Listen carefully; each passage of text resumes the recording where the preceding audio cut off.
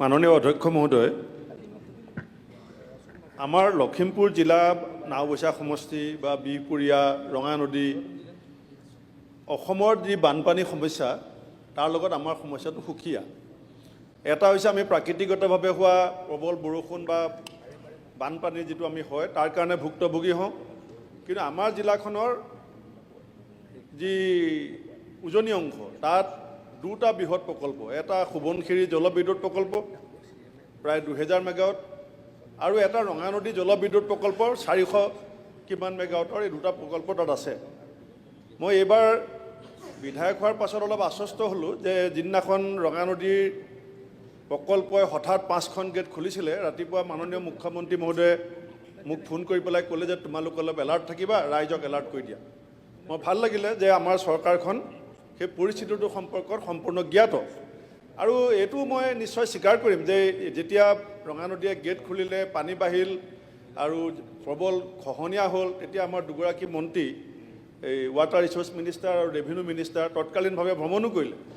আৰু তাৰ আগতো মই দেখিছোঁ, মই অকণমান লৈছোঁ সময় 1 মিনিট, তাৰ আগতো মই দেখিছোঁ য'ত য'ত মানে ভাবুকিটো আহে, এই বৃহৎ নদী বান্ধৰ পানী হঠাৎ মোকলাই দিয়াৰ পাছত যিবিলাক অংশত ভাবুকি আহে, সেই ভাবুকি অহা অংশবিলাকত ইতিমধ্যে কেইবাটাও বদতিতে কওক, জামুগুৰিতে কওক, তাত জিঅ' টিউবৰ কাম চলি আছে। কিন্তু মই কি বিচাৰিছোঁ মাননীয় মন্ত্ৰী মহোদয়ৰ পৰা যে এই বিষয়টো নদী গেট খোলা আৰু বাৰিষা সময়ত হোৱা আলোচনাৰ পৰা আমি উৰ্ধলৈ উঠি মন্ত্ৰী মহোদয়ে যদি জিলাখনৰ বিভাগীয় বিষয়াসকলক লৈ, লগত ৰেভিনিউ বিভাগটোক লৈ, আমাৰ সেই অঞ্চলৰ বিধায়কসকলক বা সাংসদসকলকো জড়িত কৰি এটা, তেখেতে কৈছে শব্দ এটা যে ভৱিষ্যতে আমি এইখিনি কাৰণে চিন্তা কৰিম। ছাৰ ভৱিষ্যতৰ 3টা চেপ্টাৰ থাকে, এটা নিকট ভৱিষ্যত, এটা দূৰ ভৱিষ্যত, এটা তৎকালীন ভৱিষ্যত। গতিকে মই ভাবোঁ যে বহুত দীঘলীয়া ভৱিষ্যতৰ কথা নকৈ আমাৰ নতুন মন্ত্ৰীগৰাকীয়ে লখিমপুৰত আহি সোৱণশিৰি নদী বান্ধ আৰু ৰঙানদী নদী বান্ধৰ পৰা নামনি অংশৰ বসবাস কৰা মানুহৰ জীৱন আৰু সম্পত্তি এটা হ্ৰস্বম্যাদী পৰিকল্পনা তেখেতে ল'ব বুলি পেলাই মই এই সদনক আশ্বস্ত কৰিব বুলি আশা ৰাখিছোঁ। মাননীয় অধ্যক্ষ মহোদয়, মই সদনক জনাব বিচাৰোঁ যে আমি মাননীয় সদস্য ভূপেন কুমাৰ বৰা ডাঙৰীয়াৰ অঞ্চলটোত আমি প্ৰায়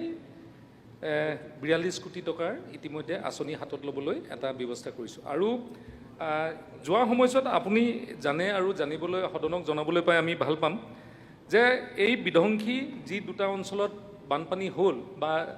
ৰঙানদী আৰু আমাৰ জোনাই আশে পাশে গোটেই 4-5খন নদীত, দুদিনৰ পিছতে আমাৰ প্ৰধানমন্ত্ৰী ডাঙৰীয়াই আৰু গৃহমন্ত্ৰী ডাঙৰীয়াই শিৱৰাজ সিং চৌহান ডাঙৰীয়াক ইয়ালৈ পঠালে আৰু তেওঁলোকে দুইটা ছাইডে চালে। চোৱাৰ পিছত এতিয়া আমাৰ কিমানখিনি ক্ষয় ক্ষতি হৈছে, একেবাৰে ডাউনষ্ট্ৰীমত যিটো আপুনি কথা কৈছে, ডাউনষ্ট্ৰীমত কিমানখিনি ক্ষয় ক্ষতি হৈছে আৰু ডাউনষ্ট্ৰীমটো কেনেকৈ আমি সুৰক্ষিত কৰিব লাগিব তাৰ ইতিমধ্যে আমি এষ্টিমেট আৰু কেনেধৰণে কৰিব লাগিব গোটেই বিশদভাৱে আমি গোটেইখিনি জনাইছোঁ। আৰু আমি আশা কৰিছোঁ খুব কম দিনৰ ভিতৰত আপুনি কোৱা যিটো পৰিকল্পনা বা আমাৰ জলসম্পদ বিভাগে যিটো পৰিকল্পনা আমি ভাবিছোঁ, সেই গোটেইখিনি অনতিপলমে আমি কৰিব।